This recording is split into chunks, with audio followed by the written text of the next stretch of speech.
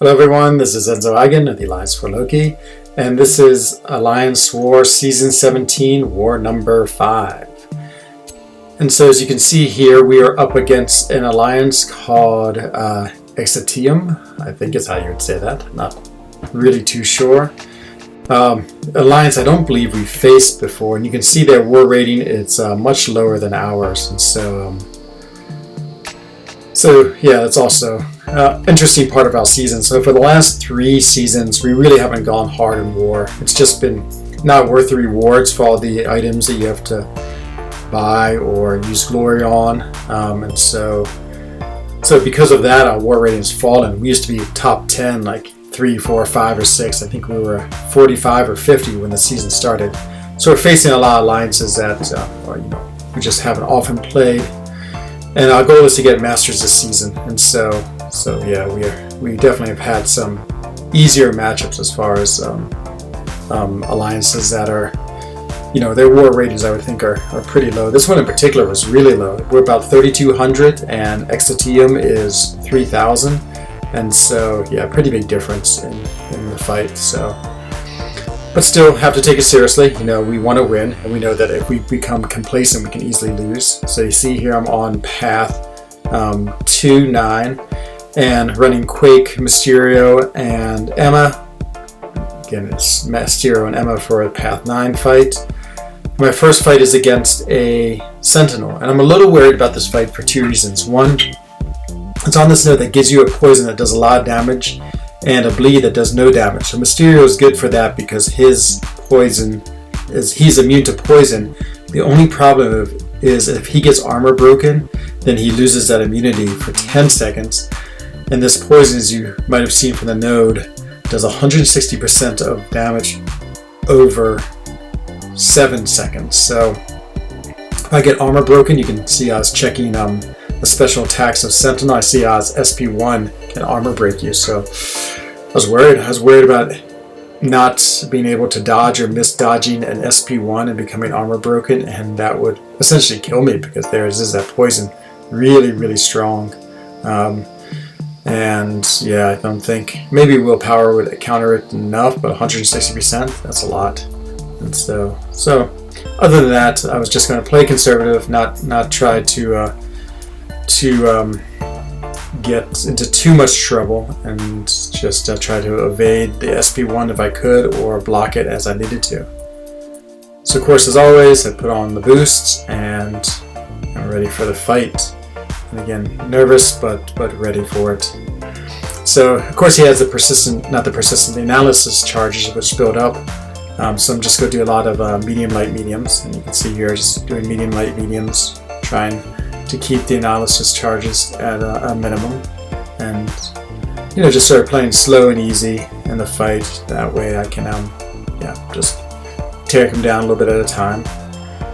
You see I dodge his SP1 here. I was a little nervous, but it managed to work out okay.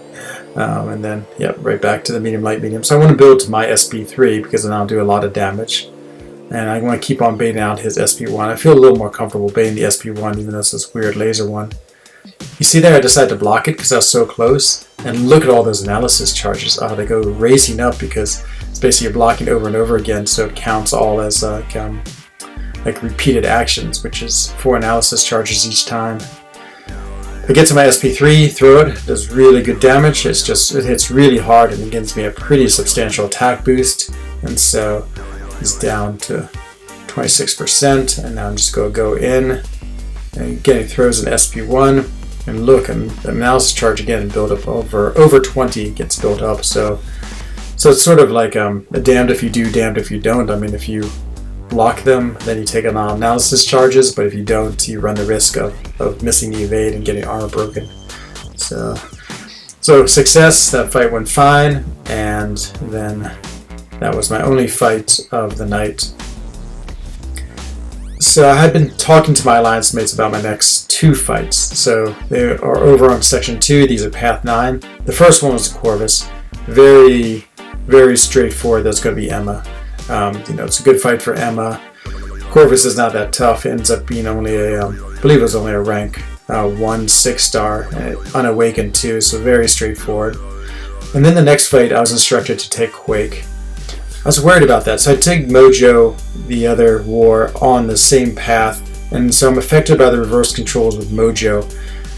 And so I was dueling a lot, and I really figured out that I had to just get the evades correct, else I would potentially, just not the evades, the parries correct. Else, it could go wrong very quickly just because of the reverse controls and having to move and not being able to do that. So it went well. So I had a little bit of confidence from that fight, but I thought control on these two nodes, I might as well just use Mysterio or Emma, because you can turn off the control by parrying, and both these characters you're able to parry. I decided to get the 6-hour buffs. I wasn't quite sure why, but 15 minutes sounded too little. Something about 6 hours almost seems too long though. Like if I have to heal, or if I for some reason don't want them on, then I thought maybe it'd be better not to have them, but I went ahead and bought them, figuring it might actually be more of a benefit to have it than a detriment. Of course, I have the 30% boost. It's ironic that it only lasts an hour compared to those other ones. So the Corvus fight, my strategy was just to sort of play him conservative, of course, like just watch out for his specials. He's going to do a lot of damage if he hits my blocks. I try to make sure I get the parries and not miss many of those. And yeah, just trying to play it well. And so it starts off fine. There I missed the parry, but he throws his heavy. It's okay. You just don't want to get hit by him. He crits, which means he does so much damage. And again, this is only a rank 2, so it's not so bad. Get the dex on it. Like if this wasn't war, I would try to counter his SP1, but it works, I'd say like 80% of the time.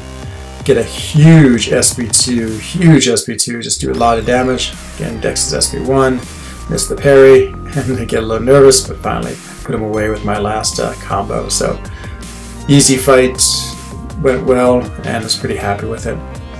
Now came the fight I was worried about, and again, it's all about this reverse control style and trying to parry them, just consistently parry them. So evade, parry, it's sort of the Quake parry style, but you don't have the benefit of being able to move around the screen, or at least I did it with reverse control. Just get too confused. And so my biggest hope is that he immediately charges in and I can parry him right away and just sort of start this. I really was torn. I thought Mysterio would be better because I thought I would just play around the control node. But I went with Quake just because I thought it'd be better practice, and I had done well with Quake last time. So yeah, I wanted to give it another shot to see if I could pull it off. But you can see it's funny the way I'm going back and forth. I really was under just a lot of indecision about which one to take. But in the end, I even healed up Mysterio, thinking, maybe I would use him. But then I really convinced myself, okay, you've been learning how to play Quake, let's play Quake. And with not much time left, I switched back to her just to, again, give it a shot and see how the style was, because I might have to use her against, a more difficult champion. So Hood is only rank 4, and see here he goes backward first, which immediately threw me off, and then he threw his heavy, which also threw me off, and then I think I missed the parry, and he has his SP1, and I foolishly go back to Quake style, forgetting that he's going to throw his SP1.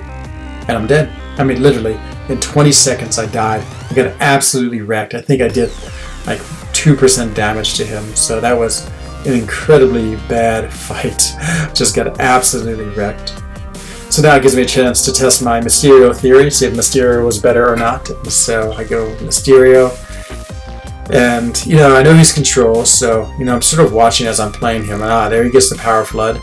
And so as soon as I parry, it stops, but then he just gets another one. So I'm just trying to, I don't want him to get to his SP2. So once he has a bar of power like he does now, so I'm going to let him throw his SP1, go counterattack it, and, I figure the power flood will come up. So now I'm just going to bait the SP1. Luckily, I feel like the Hood is really good about throwing his SP1, and so it seems like a good matchup, and it seems like it's working well. A little worried about getting to his SP2 because he becomes stun immune afterwards, and a lot of he's invisible. It's a lot more tricky things to deal with. I get my SP2. Actually, at this point, I wasn't even caring. I knew I'd won the fight, so I didn't even bother to try to get perfect attack on the little mini game bar there, and he's dead. So No, it definitely taught me that even against control champions, I think I'm much better off using Emma and Mysterio because of their, I can just play them normal, and since I can turn it off with a parry, I mean, it's like 45% over 12 seconds, that's a lot of time, and so even if I go 6 seconds and they only get 20%, that's not so bad to deal with. So it was definitely a learning lesson, and you know, we were sort of lucky that this war was, again, at this point we were way ahead. I mean, there's almost no doubt that we were going to win this battle. I was instructed in the original plan to take this Dr. Voodoo with Quake. It was going to be in a lot of healing, just because, of course, she was totally dead. So, like, Dreamin told me not to, but I didn't see the comments, so I went ahead into this fight thinking I'd just follow my instructions. I also wanted to use Quake again in war just to see what she was like, and so this is definitely going to be a Quake parry style fight, but at least my controls aren't reversed, so I don't quite have the threat I did in that last section where things get reversed on me. And so yeah, Dr. Voodoo, again, he's a pretty straightforward champion, and the node doesn't really have too much except for the close encounters, which I sort of don't even care about. You know, you want to be close, which is nice with Quake, because you often is, because you get the regen and then you degenerate when you're far away. So just start out normal Quake style, you know, just doing the heavy evades, slowly moving backwards, and then when he gets close, I accidentally threw the heavy there. I didn't get the parry, but luckily my aftershock kicked in, and that time I got the parry. Now I sort of feel like, okay, I'm getting the rhythm of the parry. It takes me a little bit of time to get the rhythm of the parries, and I think that's what was hard about the Hood and the Mojo fight I had last time. Used the heavy again to push it back, just to get a little bit of space, and I didn't think he'd get to his SP1, which he didn't. And then back into style, and use a heavy to finish the fight. So that fight went really well. But yeah, Quake is she's a nerve-wracking champion just because of her style, and so yeah, I'm always a little worried when I use her. So that was it, just 4 fights this war. We did win very easily. Again, I think, unfortunately for them, we were definitely probably too strong alliance for them to match against, and we just have, you know, all of our champions and defense is really strong, and same with our offense.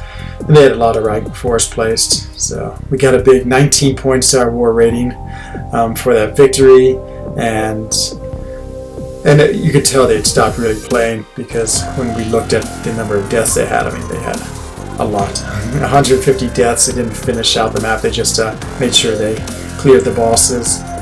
And yeah, you could tell again that they weren't going to take this very seriously. You know, my defenders did the most, and 25 of those were on my Mojo boss, and that's usually the way it is. And then again, it's nice to be back in Tier Wars, get the sweet Tier 1, get the sweet rewards, and pick those up, which is super good. Always happy to get more 6-star shards and lots of loyalty. So that's the end of this war video. Hope you enjoyed watching me get absolutely wrecked by a rank 4 Hood. I mean, it's the way it is. Sometimes in war, things just go badly quickly, and it doesn't take much for it to end in you being dead. Hope everyone is doing well. Please stay safe and healthy. Same for you, your family, and your friends. And I look forward to showing you the next war video. Bye-bye.